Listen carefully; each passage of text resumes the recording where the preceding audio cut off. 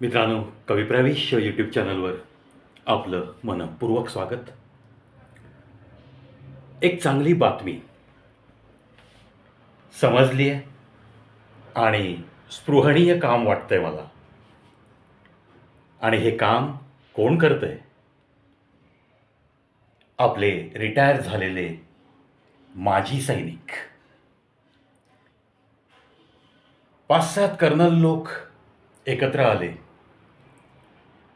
Colonel Suresh Patil, colonel Laxman साठे आणि त्यांचे मित्र. आणि त्यांनी एक ध्यास घेतला. काय ध्यास घेतला?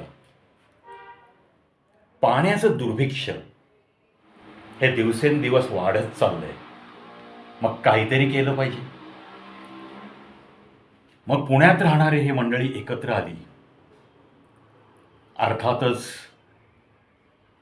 राष्ट्रासाठीचं कार्य हे. आणि ज्या लोकांनी आयुष्य घालवलं राष्ट्रासाठीच, आपल्या तरुणपणाची बहुमूल्य वर्ष त्यांनी देशासाठी दिली, त्यांच्या मनात असा विचार येणं हा येणारच. अशा विचारांची परिपक्वता आपोआप जडणघडण होत जाते जेव्हा एखादा व्यक्ती आर्मीमध्ये दाखल होतो, इंडियन नेव्हीमध्ये जातो, इंडियन एअरफोर्समध्ये जातो. कॉमन मॅनपेक्षा वेगळी मानसिकता या लोकांची नक्की असते आणि म्हणूनच दे आर ऑलवेज सॅल्युटेबल.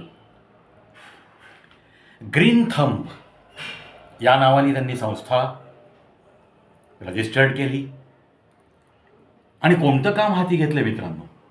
मी जे तुम्हाला सुरुवातीला बोललो की स्पृहणीय काम आहे. आणि ते पण जर आपले retired officers, army officers, navy officers, air force officers ही लोक एकत्र येऊन एक टीम तयार करून झपाटल्यासारखं हे काम करत असतील तर त्यांना या प्रवीचा कडक सॅल्यूट. आणि करतायत काम. खडकवासला धरण, पुणेकरांच्या पाण्याची तहान भागवणारं धरण. आणि हे एकच उदाहरण आहे.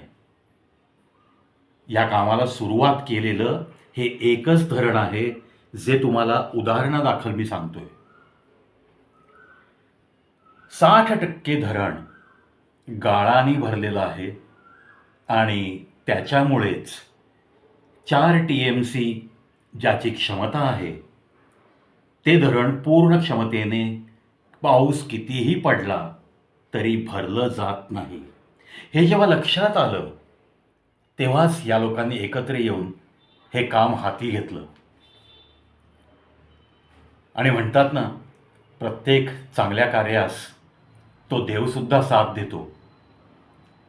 आणि आपसुकच पुण्यातल्या दगडूशेठ हलवाई गणपती ट्रस्ट आणि इतर मान्यवर संस्था यांनी सुद्धा यांच्या हातात हात घालून काम करण्याची तयारी दर्शवली.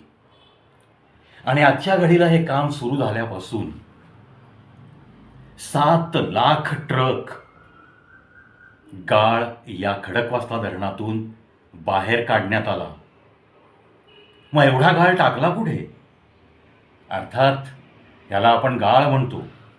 ठीक आहे, पाणी साठवण्याची क्षमता धरणाची कमी झाली म्हणून आपल्या मनात याविषयी राग आहे. पण हा गाळ म्हणजे काळं सोनं आहे. आसपासच्या शेतकऱ्यांच्या शेतामध्ये मोफत हे खत म्हणून या गाळाचं वाटप केलं गेलं. हे दुसरं स्पृहणीय काम. आणि ज्याचा परिणाम जवळच्या शेतकऱ्यांना लगेच दिसून आला. जमिनी सुपीक झाल्या आणि तेही मोफत खत मिळालं, मोफत गाळ मिळाला. या आनंदात तो शेतकरीही खुश झाला. पहा मित्रांनो, सामान्य माणसाच्या पण मनात असे विचार काही लोकांच्या मनात येत असतील.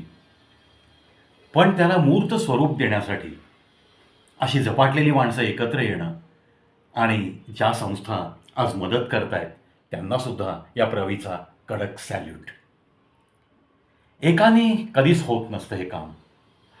एकाचं कोणाच्या तरी मनामध्ये असं बीज अंकुरित होतं आणि तो एक 50-100 माणसांना एकत्र आणतो आणि मग त्या कामाला सुरुवात होते आणि आपोआप त्या 100ची 1000 माणसं केव्हा होऊन जातात, हजारो हात तिथं मदतीचे कसे धावत येतात हेही समजत नाही. चला आशा करूयात कमीत कमी हा पावसाळा, हे धरण जास्तीत जास्त क्षमतेने भरून आज 1.7 TMC पर्यंतच पाणी साठवणूक होते आहे, त्याच्यामध्ये वृद्धी होऊन अगदी 4 TMC नाही तरी 3.5 TMC पर्यंत जरी हा पाणीसाठा पोहोचला तरी पुणेकरांना खूप खूप आधार मिळेल.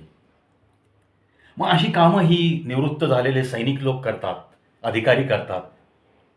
त्यांचं शब्दात कौतुक करण्याच्या पलीकडच्या या गोष्टी आहेत. पण एका सैनिकाचा मुलगा म्हणून मी माझं कर्तव्य समजतो आणि म्हणूनच त्यांच्या या कामाची एक छोटीशी पावती म्हणून हा व्हिडिओ बनवतोय. आता नक्कीच त्यांनी आव्हान केलं की ज्यांना ह्याच्यामध्ये जोडलं जायचं आहे त्यांनी जोडले जाऊ शकता, डोनेशन देऊ शकता. ATG खाली इन्कम टॅक्समधनं पण तुम्हाला रिलीफ आहे, वगैरे वगैरे त्यांनी हे डिक्लेरेशन दिलेलं आहे. म्हणून मी जास्तीत जास्त जनतेला आव्हान करीन, जास्तीत जास्त व्हॉलिंटियर्सना मी आव्हान करीन, जास्तीत जास्त NGOज किंवा इतर काही मान्यवर संस्थांना मी आव्हान करेन की प्रत्येकाने खारीचा वाटा उचलला तर हे काम लवकरात लवकर पार पडण्यास नक्कीच मदत होईल. आणि ऑफकोर्स जेव्हा मी हे इतरांना सांगतोय तेव्हा मलासुद्धा या कामाचा छोटासा एक मुंगीचा वाटा उचलायला नक्कीच आवडेल आणि I will go for that. जय हिंद, जय भारत.